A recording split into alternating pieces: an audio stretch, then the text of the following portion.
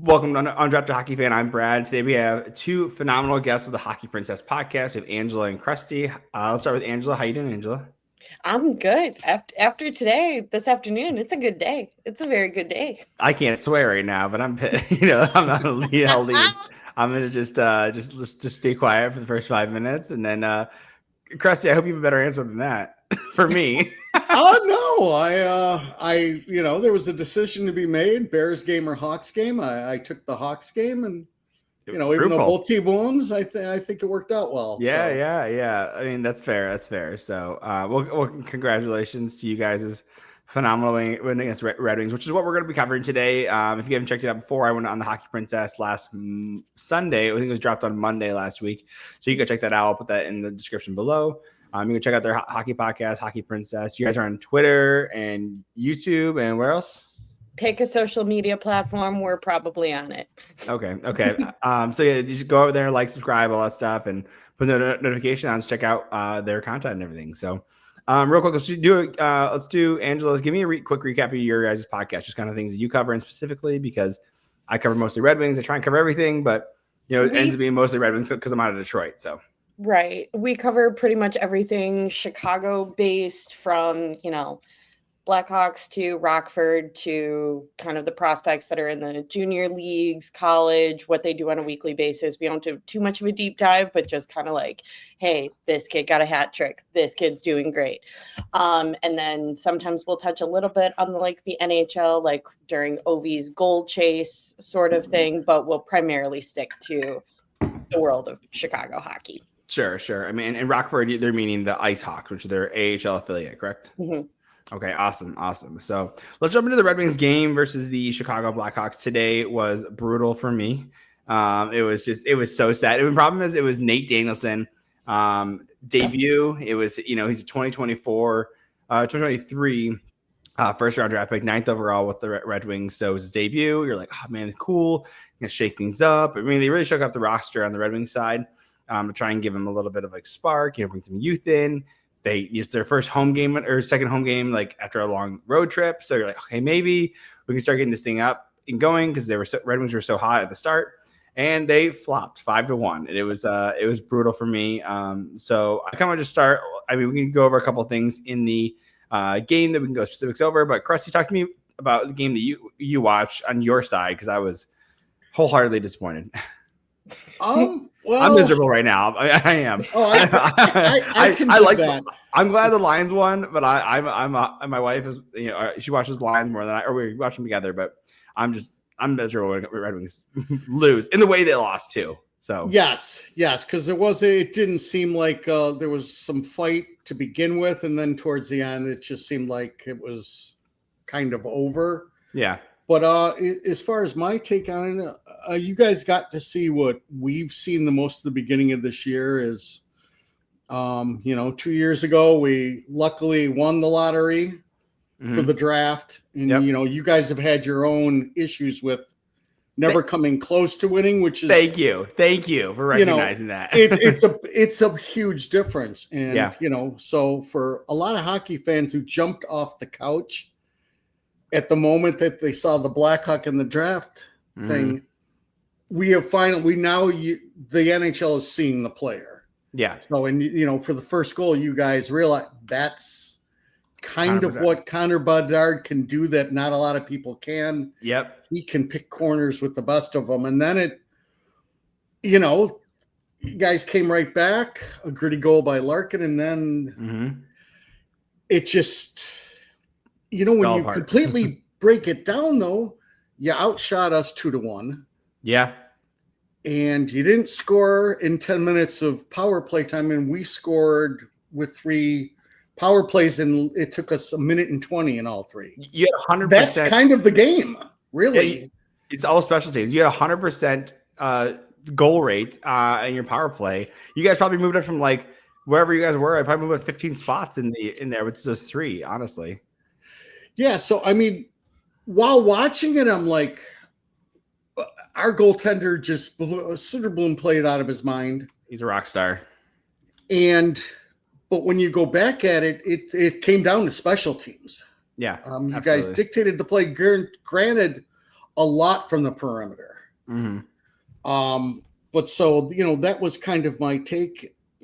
You saw the Chicago team we've watched for 2 years, and there hasn't been any backing up of anybody. There was no real team. And as you guys saw today, with Bert's shenanigans and everything else, everybody's kind of galvanized finally. So that's, that was the other thing that we saw. And plus, we had the curse of 88 that we were able to get rid of. So break it, yeah. Broken. Yeah. Which is, I remember that electric game. I think it was last year when they came out to Chicago. Was it last year or the year before that Ken Daniels called? They were that was 2 years ago. The Kane breakaway. Yeah. Breakaway. Yeah. It was crazy. I remember that was such a wild game. It was like, you love the rivalry. And the thing is like, I was telling my wife, I'm like, you think like we have Victor Brinkat, we have Patrick Kane, like this dynamic duo, like I think the number one U.S. players, highest scoring U.S. duo in like history, like U.S. born duo. And so you're like, okay, this is really cool. You have this great connection, and it just hasn't been like the last couple of games have just been brutal. And it's and again, like I said, just the finishing ability has been like terrible. I mean, again, like you were talking about before, like Red Wings had 5 power play opportunities, didn't score on any of them. Special teams, you guys killed it. And the thing about this, if it was you guys only scored 2 goals instead of 3, and the Red Wings scored at least 1, I was like, then it was like 2-2 at some point, right? And it's like, again, just kind of roll it downhill from there. So, Angela, let me get your opinion on the game and kind of a couple things that maybe you want to highlight on. I was definitely surprised by it because I am a firm believer in the curse of 88. Sure. So I was definitely surprised. And with this being the tail end of a massive road trip for the boys, I kind of really wasn't expecting much. Yeah. To be honest, I was like, if we come in, if we lose by 1 or 2, it's okay. Like I really just had very, very low expectations. I was a little concerned, especially with right before the start of the game, our head coach really doesn't like to release anything. So there was is Lafferty out? Is Mickey Mouse out? Is NASCAR out? I'm like, NASCAR's out. I was definitely concerned. But I thought Bloom played a great game. He stood on his head. I have to shout out my favorite, the most underappreciated kid on the roster that's starting to get some cred to his name. Yeah. I thought he played great. I think it was a good game until, we kind of just got the runaway with it.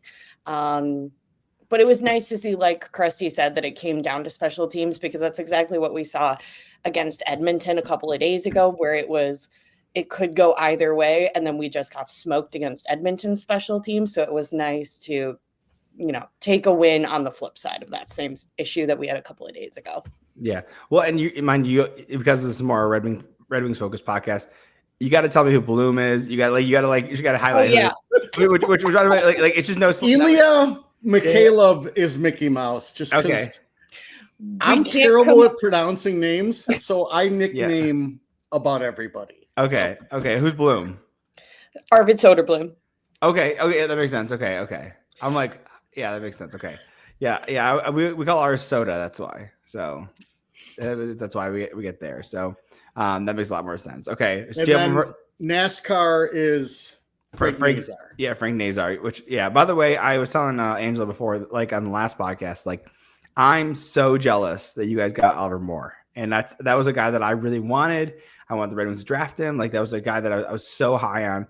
I was like, this guy is super speedy. Like, and Larkin is known as like a speedy player, like another 1-2 punch of like basically like a two Larkins. And that's one of the things that we as Red Wings fans are always talking about. We're like, okay, we got to fix the center depth. How do you fix it? And like, and is Larkin a 1C that you can win a Stanley Cup with? And he said, and we always talked about, like, people have always said, no, you can't.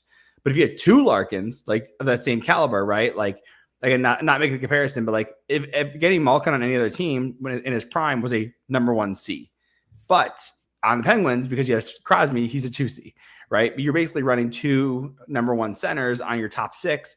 And that's something we talk about. Like if you had two guys that are playing at that high caliber 1 seed level, you could do that. And that's where I think Oliver Moore is going to pan out so well. He is a bit smaller, right? But I do think and I think, Angela, I think you mentioned him going to the wing eventually, or is that just Connor going to the wing, or say both? Connor's definitely going to the wing.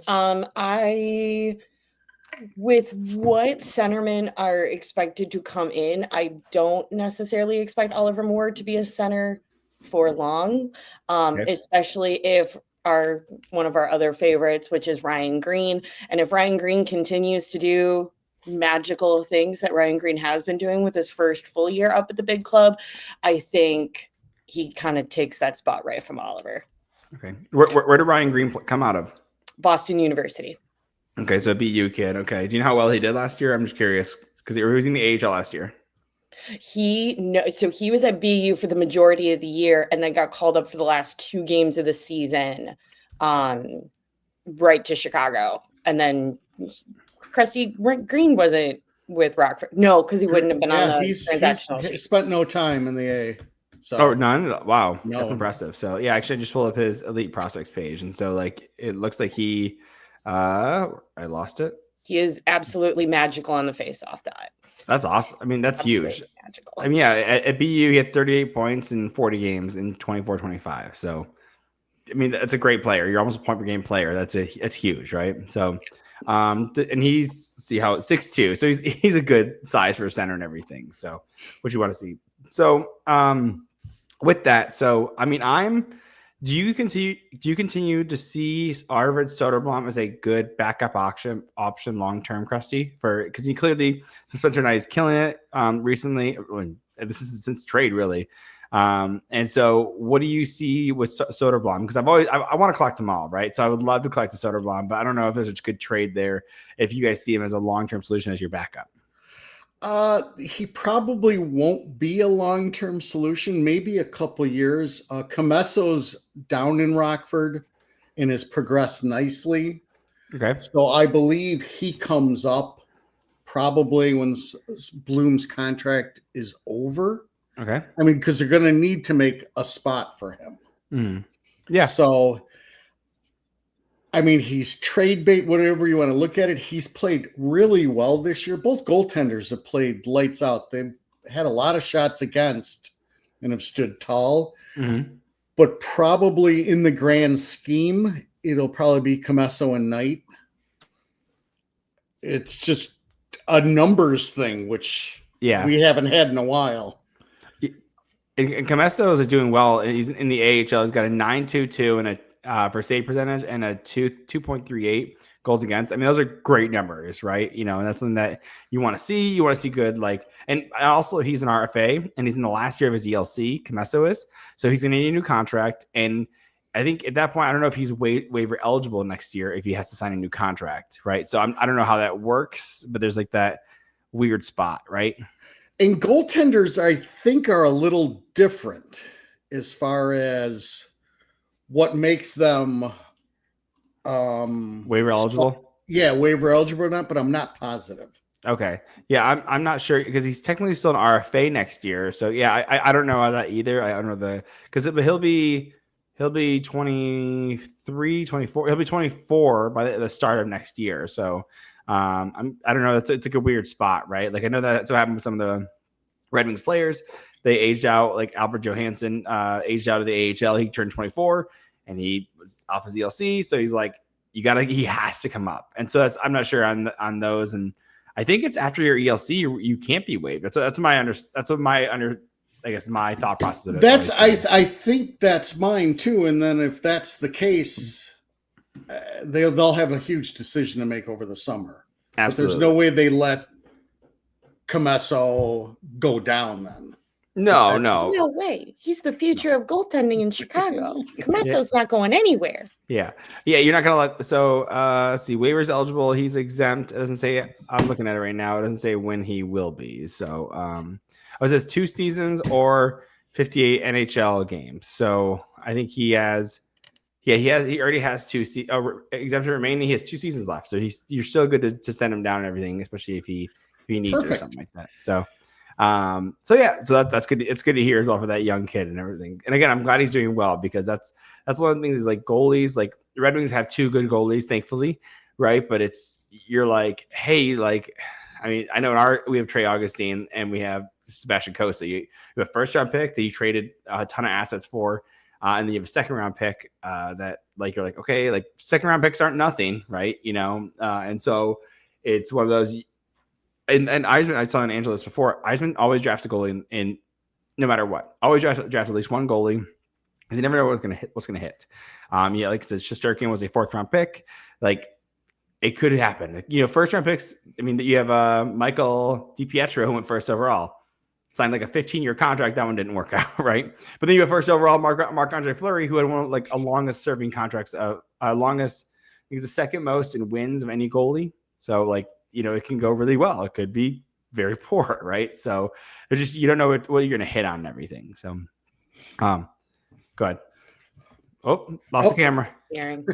Probably has to let out the dog. No, you're good. Actually, we're gonna go to break. We're gonna go to break anyways. So I'll do my ad and then we'll jump right back into this right after this. Hockey is back, and this season, DraftKings Sportsbook, an official sports betting partner of the NHL, brings you all the speed, skill, and nonstop action that you love. DraftKings Sportsbook delivers you the unmatched intensity of the NHL right to your fingertips. From player props to the thrill of live in-game betting, every drop of the puck is your shot to win big. I'm not saying you're going to pick the Red Wings to win the Stanley Cup, especially after today's loss against the freaking Blackhawks, natural rivalry and everything. So, but you could, if you're going to, make sure you go to DraftKings Sportsbook and go there and put the bet on if you want to. Again, no pressure, but this is it. If you need a product like this, if I need a product, it'd be what I use. So new customers, this one is for you. Bet just $5, and if your bet wins, you'll get paid $300 in bonus bets instantly. Light the lamp all season long with DraftKings. Download the DraftKings Sportsbook app and use the code THPN. That's code THPN to turn $5 into $300 in bonus bets if your bet wins. In partnership with DraftKings, the crown is yours. Gambling problem? Call 1-800-GAMBLER. In New York, call 877-8-HOPE-NY or text HOPE-NY. In Connecticut, help is available for problem gambling. Call 888-789-7777 or visit ccpg.org. Please play responsibly on behalf of Blue Hill Casino and Resort. Pass-through of per wager. Tax may apply in Illinois. 21 plus. Age and eligibility varies by jurisdiction. Void in Ontario. Restrictions apply. Bet must win to receive bonus bets, which expire in 7 days. Minimum odds required. For additional terms and responsible gaming resources, see dkng.go/audio limited time offer. And we are back, jumping right in. Again, dogs have been let out, and so we are back in. So going on, I want to talk a couple of things. I mean, one of the things I want to focus on is Bertuzzi was a dick. I mean, he was about the same as your hat, Crusty. If you're on YouTube, you're checking out his dad. He's wearing the D1K Duncan Keith hat. Everyone joked that it says Dick. But Bertuzzi, he was rough and tumble. You got him like 4 years, I think it is. I believe you had him. You guys signed him before your contract. And he is a freaking rock star. There's some contention with him and the contracts and having to go through that, but he is still as advertised. Even at his plus age of almost 31 years old, he's still doing great. Putting up 14 points in 15 games. Love that. Playing the top line, which is what he did with Larkin. They were best buddies. Bertuzzi, let's just talk about him a little bit. You can kind of brag about him, and I'll just sit here and take it. Yeah, this season's definitely, I'm starting to have to eat my words with Bertuzzi's performance, because I'm not gonna lie, I wasn't the biggest fan of this signing or of his performance prior to the start of this season. Sure. But if you ask me, I really just wanted him to have a reunion with Dylan Larkin. I've been wanting that for him and for your captain. Yes. I think he needs to go back and play with his best friend. But this year, I'm definitely eating my words on it. I mean, he's doing everything right. And I think the bash and pop, as we call him, our head coach, Jeff Blashill, is very much defining his role and defining his, yes, bash and pop. That's Blashill? Yes. Okay. I thought it was two guys. That's why I was like, okay, continue. Just for clarity. Okay, cool. One of the you guys and your nicknames. Sorry, you guys and nicknames are killing me. I'm trying to keep up. That's all. So. Yeah, it's a band name. Is it? Is it? Okay. Yeah, if you know anything about the Replacements, it's a spin-off of them. So, but let's carry on. Okay, go ahead, Angela. Sorry. No, one of the biggest things, that we've talked about on our show with, the continued success that the boys are having in the beginning of the season is the coaching staff and Bash and Pop's ability to define everyone's role. Yeah. And I think that's really set Bertuzzi up for success is, he has a defined purpose now on the line with Bedard and Burakovsky for the most part. But he, I think that's really helped him succeed. I think that's helped that top line succeed is to, just park Tyler right in front of the goaltender, and 9 times out of 10, it's going to go in. And a couple of things that I like about you guys with your top line is you draft a phenomenal talent in Connor Bedard. I know on Twitter there's an argument whether he's generational right now, but he's definitely a star. He's definitely still a star. I don't know how everyone's trying to call everyone generational. So I'm kind of like, okay, we either got to narrow it or we got to widen it. Okay. You can't just call every first overall draft pick a star. But the one thing I like about you guys is Kyle Davidson. I know there's some contention there with him, but you get first overall draft pick. You pick the no duh. You signed Bertuzzi in the offseason. I don't know how well he did last year, but this year's working out really well.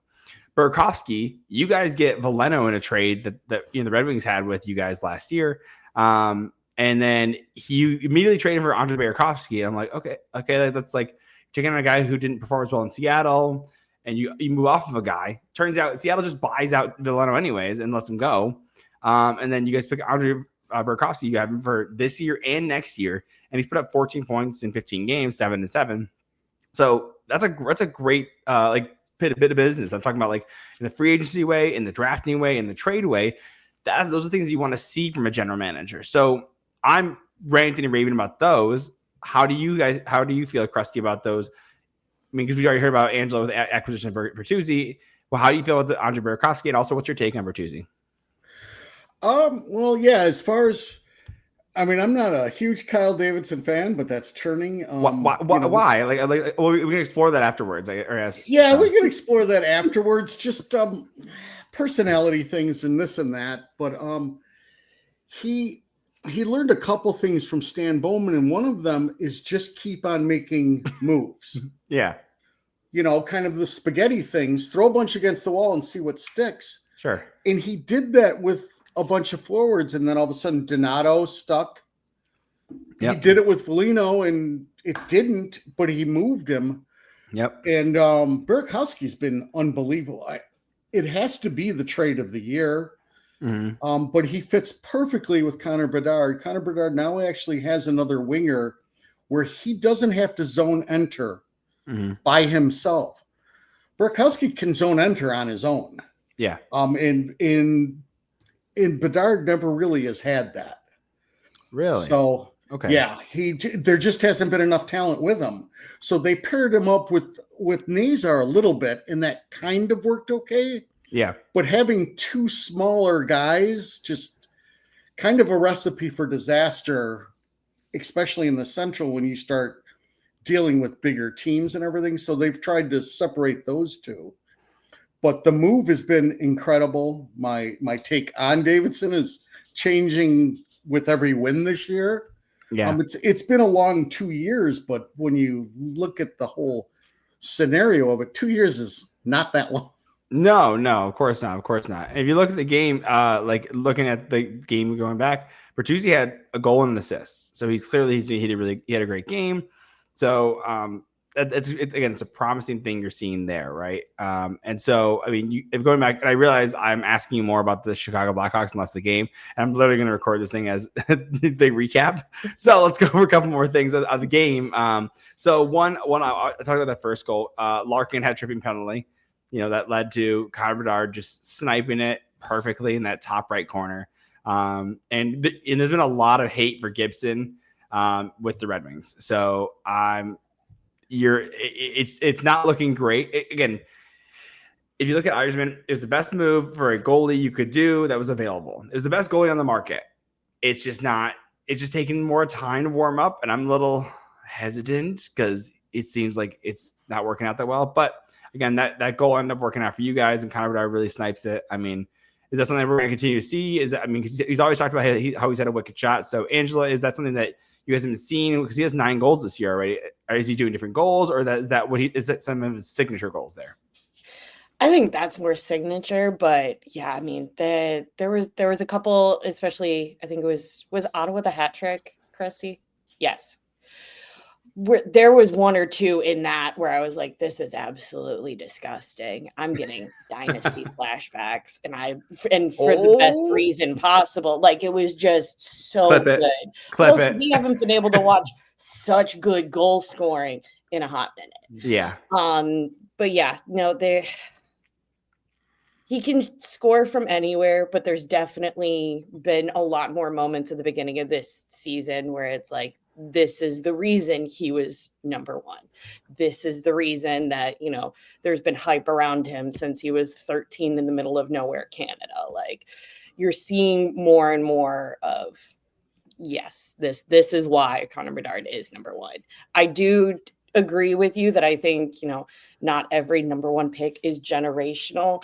And there's the constant back and forth with Bedard versus Celebrini, but I think at least the beginning of this season so far, you're kind of just seeing like, no, this is who Connor Bedard is. When you set this kid up for success, and this is really the first year that they've been able to do that, this is his potential. Yeah.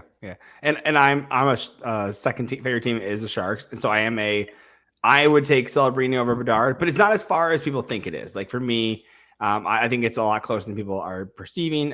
Again, with how hot he's doing. I mean, I think he has they said he has 17 points in the last 8 games. So you're over 2 points a game per pace. Can he keep it up?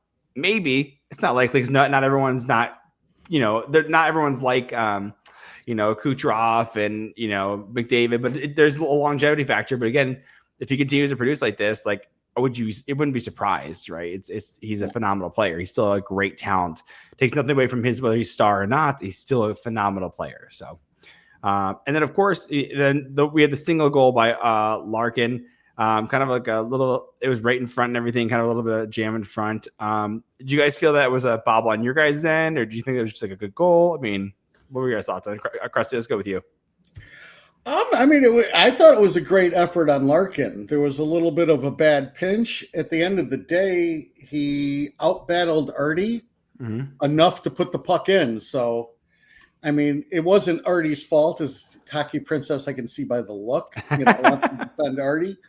He came back hard on Larkin, but still, there was a lot of stick work for Larkin to get his stick on the puck. So I thought it was a great effort by Larkin. Yeah, it was a dirty, greasy goal, which they needed. That's it. So, I mean, my favorite part of that was Edmondson in the back corner, tons of patience. So he was literally on the other side of the rink, and you can see that the Chicago player kind of like did a move towards him, and then Edmondson was kind of through the shoulder, like he was gonna pass, and then he pulled back and had that patience. And by the way, as a Red Wings fan, that is something that Edmondson there was a concern was that his decision making was a little sporadic, or he was either too slow or too quick, and he would make mistakes. So to see that patience is huge for him, because then he's our second best defenseman. It's very exciting. So I didn't see the feed to Raymond to Larkin. I mean, connection is phenomenal. So and then we kind of roll into, well, again, we're seeing a little bit of like pushing and shoving, right? And I'm curious. Did you guys catch what Bertuzzi said? I kind of missed it. I did not hear it. I believe he got called, and then I'm sure it had to be a unspoken word that you're not allowed to throw back at stripes. Sure, fair. I mean, because it wasn't that egregious just to get the roughing call. So I'm sure when he was the only one set off, but I didn't hear what he said. Fair. I mean, we can only guess. I imagine it wasn't a nice thing. Yes. So. To say the least. So, and I think was the 4-minute penalty after, or was that when it was 2-1? I believe, was that when it was? Yes. Okay. Yep. So, let's hit up Tara Viner real quick. So, Angela, you want to talk about the Tara Viner goal? Yeah, it's a perfect TAVO goal. Once again, same sort of thing with Bertuzzi. I think there was a lot of flack with Tavo when he came back from the Carolina Hurricanes. There were a lot of people expecting Tavo to be 2015 Tavo Teravainen. And I think Tavo is a great player. I think he is a third line player. I Okay. mean, he's getting older. He's Yeah. not 2015 Tavo, but I think, once again, similar to how they've been setting up Bertuzzi, this is the first year where we're also seeing Tavo being able to kind of be set up for success. And one of the biggest things for me, big fan of Tavo, is just the overall vision, and his just hockey IQ, I think, is significantly high compared to some of the other players. So I think he just read everything well, and I was just it looked like a regular Tavo goal. Yeah. I mean, you had it was a snapshot right from like the top of the circle. I mean, it was right across. It was a great feed from Burakovsky. I mean, again, it just looked really good. So Yeah. solid. So going again towards Red Wings, Bertuzzi mounts off to the ref, gets in a little tussle and everything. And so he gets a 4-minute. He gets a double minor. And Red Wings you guys did a phenomenal job on the penalty kill today. Red Wings could not get a good enough, high quality enough shot. I mean, clearly they put a ton of shots on there. We doubled, like Crusty was saying, Red Wings doubled the shots, but just couldn't get the quality there. And by the way, if you look up the hockey stats cards, graphics, it is Red Wings did really well overall. Like they looked really good. There's certain aspects of the games. It was just a finishing ability. We couldn't finish. Soderblom or Bloom, as you guys would say, just honestly had a really good game. And of course, like you just have these, he just played really well. And I'm just a little infuriated. I'm still mad. I'm so mad. I'm sweating. That's why I keep drinking my water and my beverages here, because I get mad. It's really healthy. It's really healthy. I actually keeps my heart moving, and that's the nice thing. So I'm not as bad like a Steve Dangle or anything, but like it is up there. So yeah, we can kind of move on. You guys want to talk? Who wants to talk about the Bertuzzi goal? Crusty or Angela? Which one do you want to go with? Crusty, you can go for it. Run it. Okay. I'm trying to remember it. See, you're not supposed to let the old guy remember. No, you're good. So I don't know if you guys. I'll even save you. Actually, so we have a. I don't know if you ever used it, but we have the.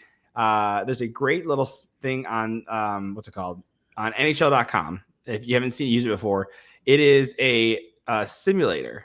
It is a. I'll show you real quick.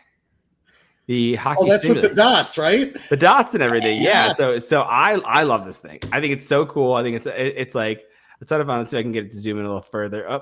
I lost it. You are so much more tech savvy than us.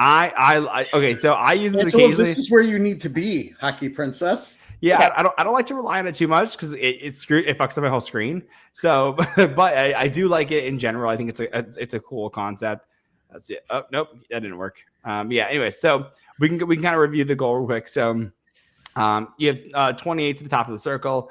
He's taking it down to the goal line, puts that to 55. It was 55. Is that Tavo? That's Artie. Okay. Oh yeah, it's Leshinov. Okay. I think Artie and Arvid. So I was thinking. So anyways, that's why you call him Bloom, right? So then you go Leshinov over to Connor Bedard, passes it down to Bertuzzi down in front of the net, and just stuffs it in the 5-hole. And again, he brought it back, and then Gibson got a little leaky between the pads. Now that I remember. Yeah. He sprung a leak. Yeah, for sure. So it is again. That's where I'm getting a little. Again, great goal. Using his body position and everything, he did a phenomenal job. Bertuzzi, just again, I just like Bertuzzi. He's got the grit and grind because to me, he's like the Brad Marchand kind of character. Like he's gonna get in your face. He's gonna like be a little mouthy, and he's one of those guys you hate if he's not on your team, and you love if he is. Like because he can bring that sandpaper and grit. I don't know long term if he stays like. Is he a third line guy? You know what I mean? Like, I don't know if he has that type of because there's some guys that only perform well in the top 6. They can't give the muck and grind, but I think that Bertuzzi can, and he has a scoring touch to him as well. So I'm glad it's really working out for you guys. I mean, I am happy for you, and I'm also mad again. It's a fine balance, but yeah, he is a good goal in the bottom, right in front of Gibson. And to me, that's one the Gibson should have. Like it was to me is a little too easy right between the 5-hole. I believe most 5-hole goals, it's like, what are we doing here, guys? You have a stick there. What's happening? So, but Angel, is there anything you want to add on that as well, or you want to just move on to the Burakovsky goal? No, I think I that can add I'll give you a couple other. Oh, now that he's seen the dots, I see how it is. No. He's good. He's set up, man. Now I've got it. Well, to rub salt in the wound, we'll just give some Bert-isms. Let's go. So I'm taking it. Where you saw the dot, we call that his office. Yep. And now he's nicknamed Bert the Backboard. Oh, okay. I like that. That's awesome. Because like his hat trick and everything, he's in that same position. They're able to find him, whether it's shin pad, skate, or stick, and it just goes off of him and into the net. So as far as your opinion, I'm not sure if, on a cup team, if he's a second liner, third liner, but his power play presence is just incredible. Yeah. I mean, I think he's redefined where everybody, decides it needs to be net front. Mm-hmm. And he really doesn't do it. He's on the side, and he gives other players options just to go over. So yeah. Which didn't mean to rub that in, but no, I mean, like, I'm happy for you, I guess, but and that's kind of where I'm like, okay, like, it's good. Like, I think one thing is that I think a lot of Leafs fans weren't impressed with him when it came to the his time with the Maple Leafs in Toronto. Like, clearly Boston liked him. He did a great job there. And Red Wings fans so many people were pissed that they traded him, but it was one of those, like, it didn't make sense timeline wise, and he was one of those guys. Does he have a long lifespan? Like, I think at the time he wanted 6 years. And it's like, dude, like, I don't know if we could afford that. And even like, you guys signed him on the second day, I'm pretty sure. Like, you guys, it was the second day of free agency, not the first. So everyone's like, is he going to get the contract? Like, and he did. He got the 4 years. I think that was one of the things because he's injury prone as well. So he was with the Red Wings. He had back issues. I think he had back surgery at one point. So look out for that. And so he, again, it's working out really well with you guys. And I'm not gonna say it again. I'm losing happiness. Don't go there too I'm much. not. Yeah. Also, I keep saying it, and people are like, "Stop saying it, bro." Like, we get it. Yeah, you're gonna catch some abuse from your fans. So that's fine. That's fine. I'll take it. What was it? Any publicity is good publicity? Is that what we're going with? Right. Yeah. So true. Yeah. There you go. And of course, like, just kind of round this out. Burakovsky with the empty netter. I mean, long drive from one end to the next. That's a good one. One thing before we move on to the Oliver Moore goal, how do you say? Is it Crevier? Is it?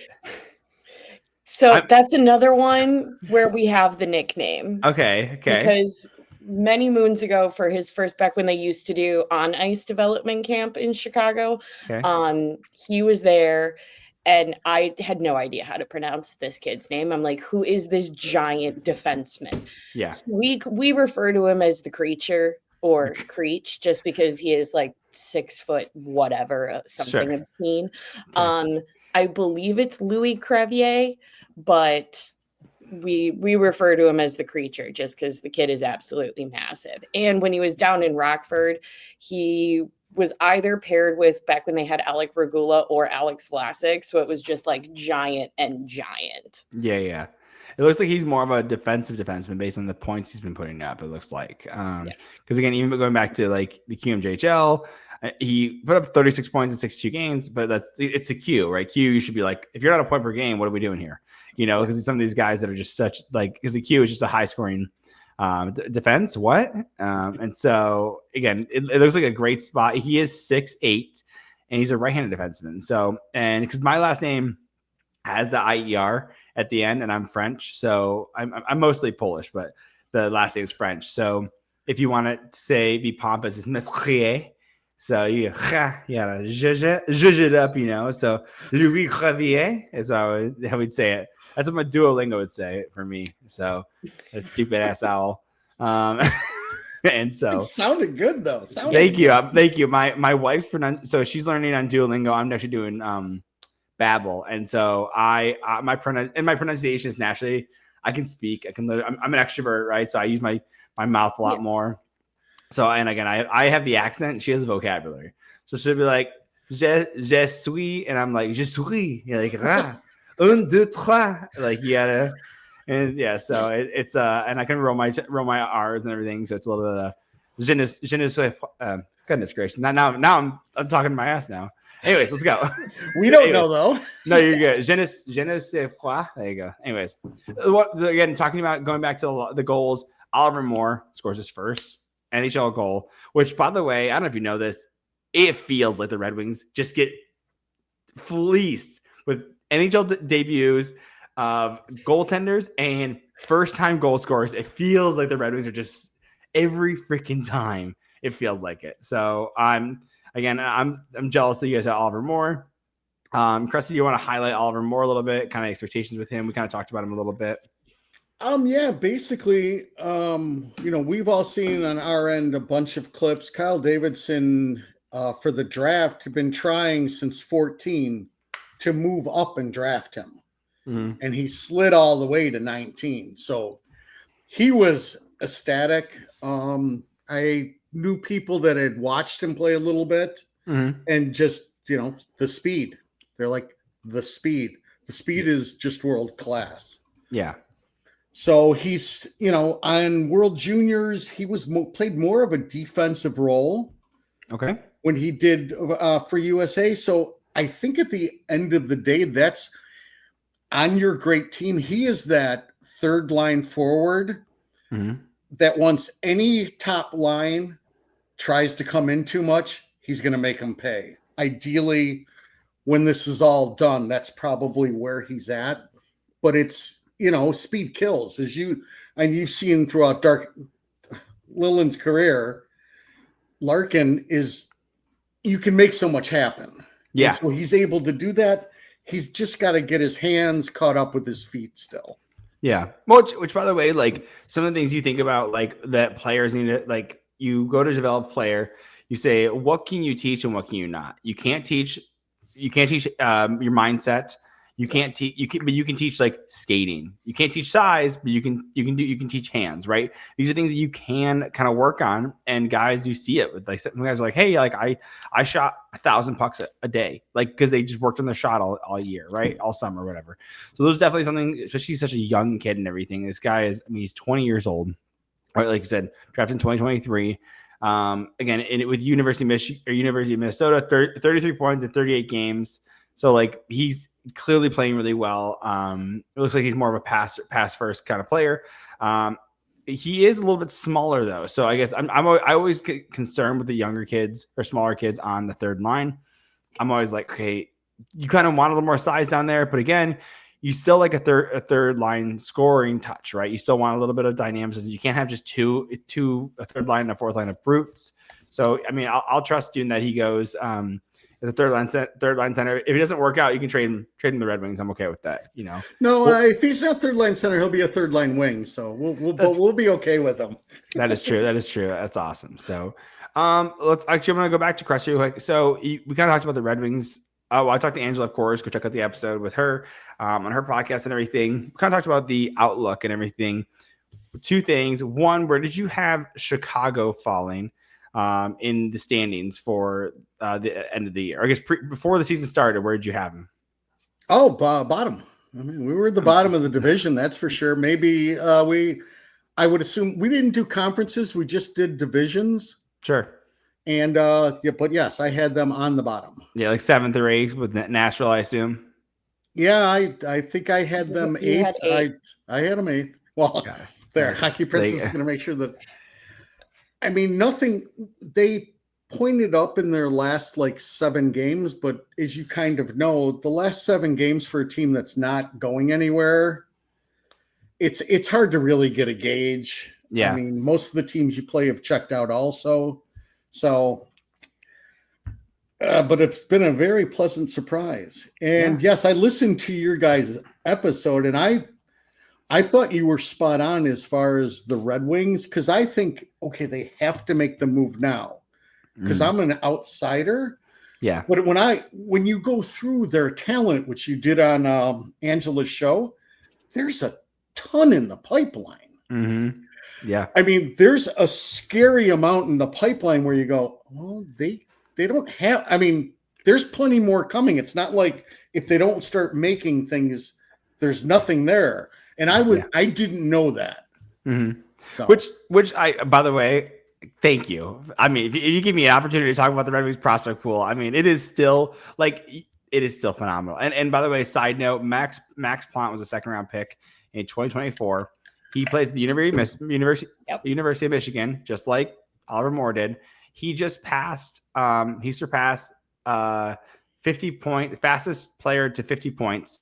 And the last person to do that was Brett Hall. And so he beat out Brett Hall for fastest to 50 points.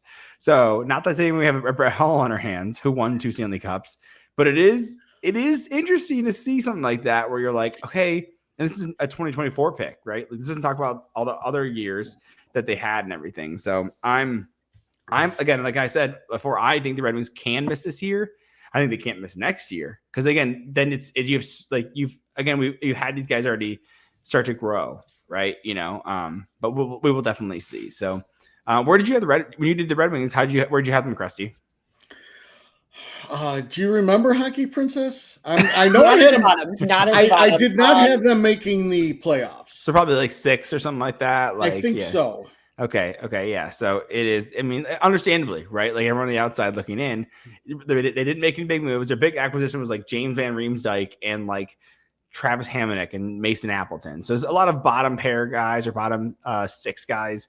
So understandably, right? As I mentioned before, there was rumors that he tried to go after Ehlers, who looks terrible in Carolina, just can't get it started. So maybe we dodged a bullet there. And of course, he tried to offer 7 years to Ekblad, who ended up signing back with the Florida Panthers. But so I guess I'm going to go back to Hockey Princess. And so I'm going to go back to what is the ideal outcome? Because I don't think Chicago is ready to stop rebuilding. Like, I think going to a playoff spot would be detrimental to the long-term success of the team. But however, you guys do have a star defenseman in Les Chenot. You have a star center, right? A star forward in Connor Bedard. You have a phenomenal goaltender, 2 phenomenal goaltenders coming up. I mean, clearly you always want more stars, but would it be advantageous for the rebuild to make the playoffs at this point in Chicago Blackhawks history, I guess? I don't think it's ever a bad thing to get close to playoff contention. I mean, if this is how they continue to go, I'm not going to be scared. I'm not going to complain whatsoever. I don't think that they are done whatsoever.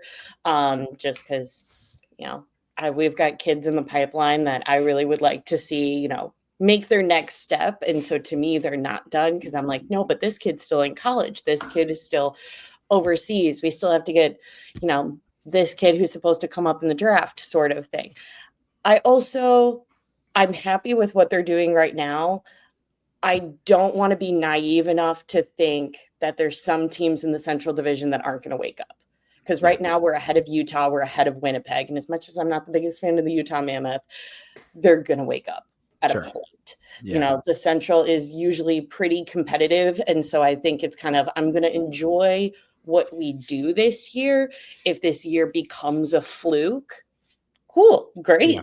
Love to see it, but I'm not going to get too excited yet. But yeah, no, we're not done within the rebuild. I think once you kind of see more of, I want to say this past year's draft class and the year prior, more in Rockford or, getting a couple of games up in Chicago, then I'm like, okay, we're seeing more of the light at the end of the tunnel.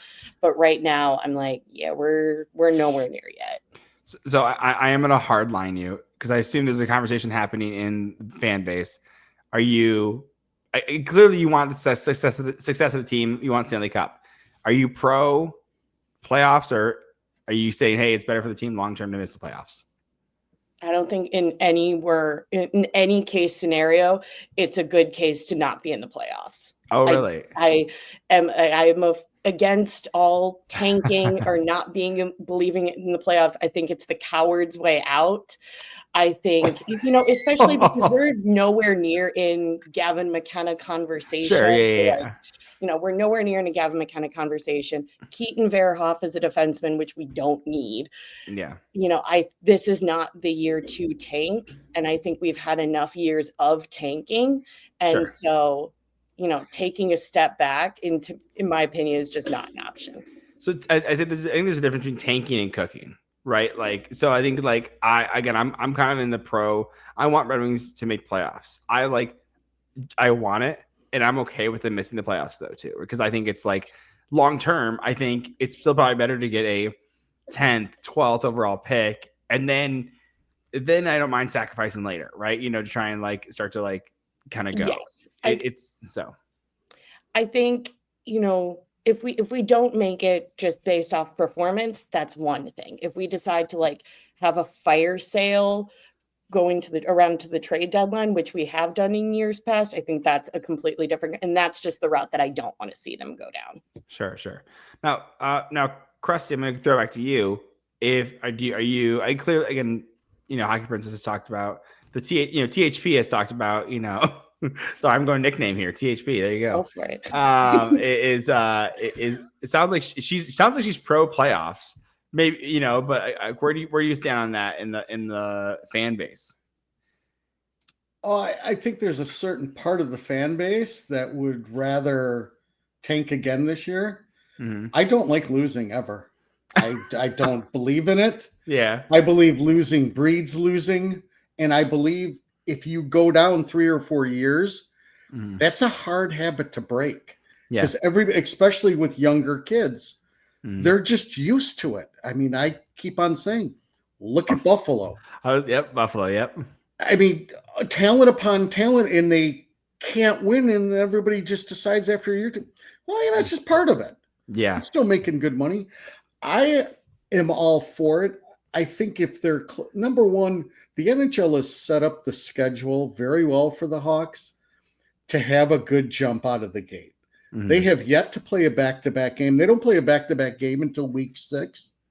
They've played 6 teams on their second of back-to-backs. Mm-hmm. And they haven't played most of the big boys. So that's been set up nicely. I think their big decision, and I don't know what I would actually do, is you have Mickey Mouse, you have a couple other players coming off years. I don't know if they want to, if they're close, they probably aren't moving them. Okay. And I am okay with that. I would, if they're able to play meaningful games after the Olympic break, I don't see how you take away from this team. I also do not add anything unless it would be a long-term contract. Sure. I mean, an actual player that's not a rental. Yeah. So, but I do no. I am always. I hate losing. I love that. I love that for you, man. You must. So I have a lot of problems with the fan base, and there's been back and forth, and I hear people saying, "Well, we lost again." Yeah. No, thank you. Yeah, I always like because some people are like, oh, Red Wings have to make the playoffs. I'm like, okay, and then will they miss it next year? Is that okay? Well, no. Well, yeah, because Red Wings were spoiled for 26 years in the playoffs. Like, sorry, rich kid, you can't get everything you want. 4 Stanley Cups, 26 years in the playoffs. Like, you're a spoiled rich kid, okay? And I get so mad at some people. I'm like, okay, like you can't draft second overall and immediately put him in the lineup. It doesn't happen for everybody. Your first round, like football, your first, second, third round picks are on the team immediately, right? Like it's like you see these kids, like, but so many. Like I was telling THP, my wife and I were at a draft. They drafted Marco Casper 8th overall. She's like, okay, so he's gonna play next year. I said, no, absolutely not. Like he's gonna go to the SHL for a year, he's gonna go to the AHL for a year, and we might see him the year after, right? And then that third year, he started in the AHL, and then he came up after like 8 games. But like, it's just like hockey development takes so long. Again, you're a rookie. It's like, okay, are you an impact rookie, or are you getting your feet wet because you have never played 82 games in a season before? So it just takes so much longer. So I guess because I'm looking at a couple of the contracts. We'll throw back to THP. You have Connor Murphy's up. You have Matt Grzelcyk on a 1-year contract. Lafferty, Nick Foligno. Like, are these guys going to be trade fodder, or are they? Where do you see these guys? You're not going to trade Foligno, right? So, but I mean, I could trade Foligno. I wouldn't have a problem with that. But you're talking, we won't talk about that too much. No, you can. Give me the cookies. I am spoiled. Let's go. I'm a fan of the way he handles himself off the ice. on the ice this year with the team, but a lot of on shifts, off shifts the last 2 years where you're leading by example, and it wasn't shift in, shift out. Mhm. It's like 1 every 3, he would really go crazy and look at you with those crazy eyes, but there was a lot missing. So I don't see that they would do that, because then you start the talk of who gets the C. Yeah. And I don't think they're interested in that. But I think if they're out of the playoff picture, then yes, all of them can go. Mm-hmm. I mean, they have people to replace them. Yeah. I mean, enough of their draft picks will be ready, or at least able to hold down the fort for another year. So, yeah. Again, if this stays, which would in a fight, then I don't see them moving anybody. That's hard to keep people coming to games when all of a sudden you give them a little taste of success and then say, oh, now we're going to get rid of these people. And they're in that. I don't know where you guys are at with that window, but we've got empty seats in the 100 level, like half the suites filled. Yeah. That's important to the upper brass. So yeah, we're at 98 to 100%. We sell out quite a bit. It's a big, I mean, the fan base is, I mean, and it's starting to get like hot. You're starting to see teams that are starting to look good, right? Like, thankfully, all 4 of our teams are starting to look good in Detroit. So that is huge, right? So people we kind of ride the success of other teams because we're like, oh, like, let's get in on the Red Wings too. Like, why not? So problem is tickets are still pretty expensive. So you're still looking at like before fees, like even for like a nosebleed, $35 to $40. Like, so it just starts, you're like, do you want to do it type thing? But LC is a phenomenal arena. If you guys get a chance to go to that, let me know. We'll try and catch a game together, and we'll kind of go. Oh, we'll be there for New Year's.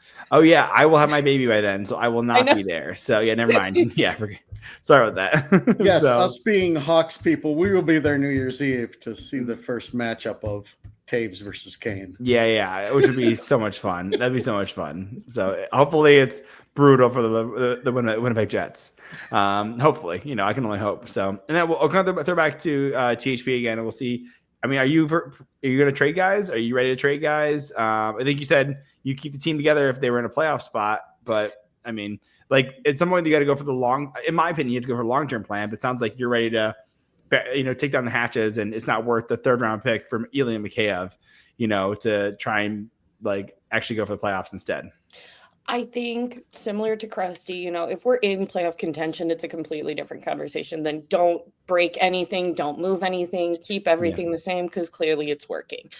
I think, if we have a situation, which I doubt that we will, 2 years in a row where, you have a Seth Jones trade for Spencer Knight, where it makes sense for both teams, and it's, a piece you need and a piece they need, and it's a more substantial of a trade, I'm all for that, because there's definitely strengths that we have, and then there's definitely, things that we could work on within, different positions within the roster. If we're not in playoff contention and, things are not working, flip as many as you can. I don't know who will be flipped. It could definitely be we have a higher asking amount than teams want to pay for certain people. And I think that will definitely be the case, where there'll be rumors of us, wanting to flip half the forward roster, and maybe we flip 1 or 2. I'm all for it, just because there's a bunch of kids down in Rockford, and there's a bunch of kids that I would imagine come over from college or from wherever they are in juniors after this year, that I'd rather watch the kids play, even if it's not great. I'd rather just watch the kids play that I know that are going to be a part of the future. So I'm definitely for, flip who you need to flip, but be smart about it.